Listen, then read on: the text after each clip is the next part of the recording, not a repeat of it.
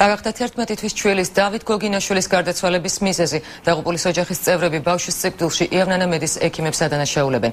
მათი მტკიცებით ბავშვი არასწორი ინიექციის შედეგად გარდაიცვალა. რეანიმაციის ექიმი მარინა ჯაფარიძე ოჯახის ბრალდებას უსაფუძვლოს უწოდებს. იავნანა მედის ხელმძღვანელობის განცხადებით, იმ შემთხვევაში თუ ექსპერტიზის დასკვნის შედეგად ექიმების ბრალდობა დადასტურდება, მათი პასუხისმგებლობის საკითხი დადგება. ამის დანარგალოსის წოდი ვინო დაგაიხაროთ 11 თვის დავით გოგინაშვილის გარდაცვალების მიზეზი ჯერჯერობით უცნობია. ჩვილი მომატებული ტემპერატურის ჩივილით სოფელ ქერედან გორის კლინიკა იავნანა მედში მშობლებმა გუშინ გადაიყვანეს. ექიმებმა ბავშვს ვირუსული ინფექციის დიაგნოზი დაუსვეს. გოგინაშვილების მტკიცებით ინიექციის გაკეთებისას პატარას მდგომარეობა იმდენად დამძიმდა, რომ ის ჯერ რეანიმაციაში გადაიყვანეს, რამდენიმე საათში კი მშობლებს ჩვილის გარდაცვალების შესახებ აცნობეს. გოგინაშვილები მომხდარში ექიმებს ადანაშაულებენ. დილით ეთია მოაღებინა რა ბავშვმა და თან კიდე ყელი ქონდა ჩადაწელებული ოდნა.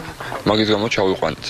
ჩავიყვანით გასინჯეთ რაღაც ვირუსიაო არაფერი არა ესეთია და აიყო ასე გადასხმის გავუკეთო და შაბათ-კვირა ემთხვევაო და ორ შაბათს გაგადანთო ბავშვთანო და ჩვენ თქვენა წადით რა საჭიროა და დედამისი დაიტოვის. ხო 1 საათი იყო დაახლოებით გასული და მე კიდე მერეკვა სასწრაფო ჩამოვედი და რა ხდება ვეუბნე. ჩამოდი სასწრაფოდაო და ჩავედი და ბავშვი გადაღუპული. გარდაცვლილი ბავშვის ოჯახის ბრალდებებს უარყოფს გორის სამედიცინო კლინიკა იავნანა მედის მორიგე ექიმი. მარინა ჯაფარიძის მტკიცებით ბავშვი საავადმყოფოში შოკური მდგომარეობით მიიყვანეს, თუმცა რეანიმაციული ღონისძიებების მიუხედავად პატარის გადარჩენა ვერ მოხერხდა. კლინიკა იყო შოკის, გართულდა მდგომარეობა მიუხედავად იმისა, რომ მკურნალობა მიმდინარეობდა გაიდლაინების მიხედვით ადეკვატური და